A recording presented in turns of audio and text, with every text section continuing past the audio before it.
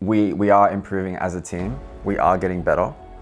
But also, maybe my teammates just got sick of losing because like the intensity the last 3 weeks has been intense. Like how else do I word it? Like people are trying a lot harder. You really, really feel it.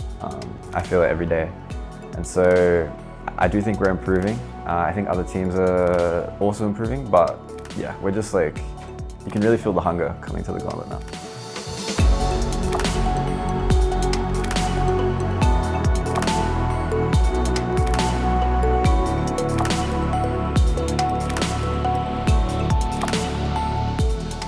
At the beginning of the split, it was like, oh shit, like every game we're playing is to try to make the gauntlet.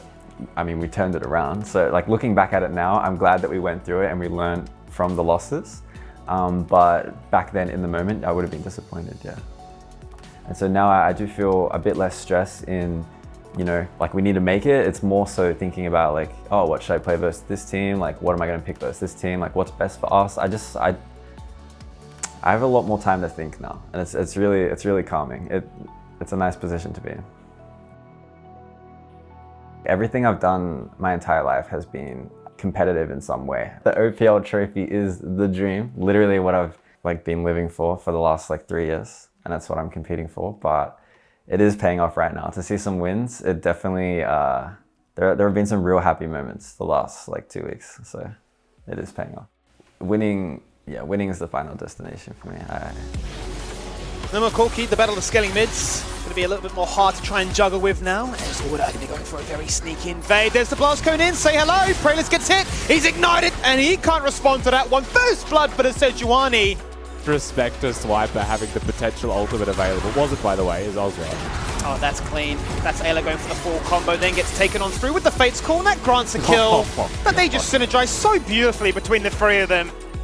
There it comes, God Ignite in case they need it. There's a shutdown, and there's a ton of gold. Now with the blue buff, oh, one Battle Star. There's the empowered auto attack, and Harry minces me as he says hello. Like they thought they were probably smart by taking the Scion, but like they're in Swiper's domain. The 1v3, they're going to teleport in the Scion as well, because they want to make sure that this man falls on down. We've seen him do crazy things before. They actually exhaust him after the feast is gone. He nearly got the solo kill there onto the Z. Out goes the Tempered Fate, prevents Rare having any kind of influence, so they now chain onto him. Exhaust goes out instantly, looking to try and turn things around. Redemption comes on down, pops them up. Back to the Ren stacks, and down go the members of Gravitas. They've paid the ultimate price. They've taken down the Titan of the top lane.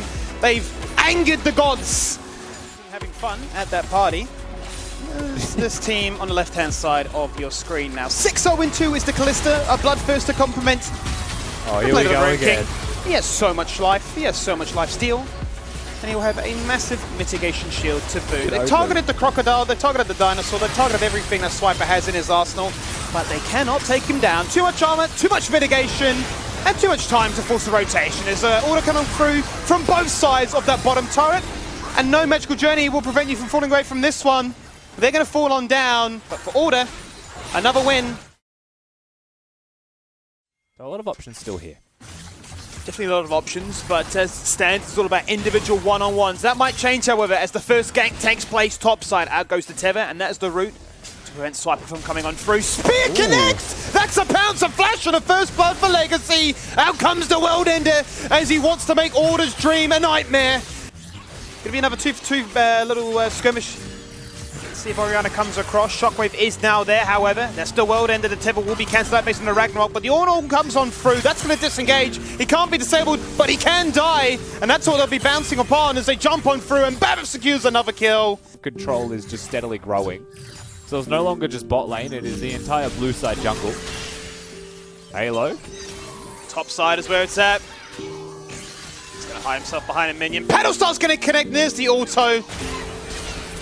But there's the Muramana, and that's a big power spike here for the Ashe. They once again look for that engagement. The arrow goes out, doesn't mean it's marked. Fate's Call cancels it out. Cosmic Radiance makes the entire Legacy roster invulnerable. They find one, they find two, they lock and place a third. The Tether connects, Orna's in trouble, forced to dash away. He has the flash and he'll use it, but still gets stunned under the outer turret. That's a triple kill here, picked up by Legacy. A minute 30 on the soul point, and with a numbers advantage like that and the jungler gone, this time they can go to Baron with confidence. Looking for the stun, who's he going to go in for? He meets an arrow to the face. A shockwave connects and a shockwave delivers the pain. 2 members fall on down. Ashe is gone. Olaf has disappeared. And the bot lane of Order have been dismantled. The inhibitors will fall on down, and with a Nexus turret in their sights, they are looking for a 30-minute victory here. Legacy have changed up the roster. They've changed up the playstyle. But they're looking for their victory here. If we beat Legacy, we would have been in a really good position to come first, and that does play in my mental a little bit, or at least I thought about it before playing them. I mean, I wouldn't, like just straight up, I wouldn't be playing in the OPL if I didn't picture myself winning. I would never play if I think I'm gonna come 6th, or if I didn't imagine myself winning.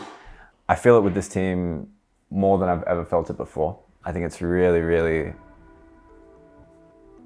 like, I'm trying my hardest, and I think all my teammates have genuinely have shown that like we have potential to win. So yeah, I think about it every day. So I kind of grew up watching Faker play. He was a lot of my inspiration and motivation to become a pro. One of my other goals is versing against Faker, like on stage. I think that'll be an incredible honor for me. Winning OPL, that's where it starts, right? So let's do that first, and then we can work on other goals. Like finishing first is very hard now, and I'm a bit sad about that. But like, definitely won't affect me coming into Gauntlet. Like I'm not stressed about that whatsoever. But damn, dude, wait, was that gonna be our 10-0 game? 9-0. Being 9-0 would have been pretty cool. But 8-1, I'll take that. It's an improvement.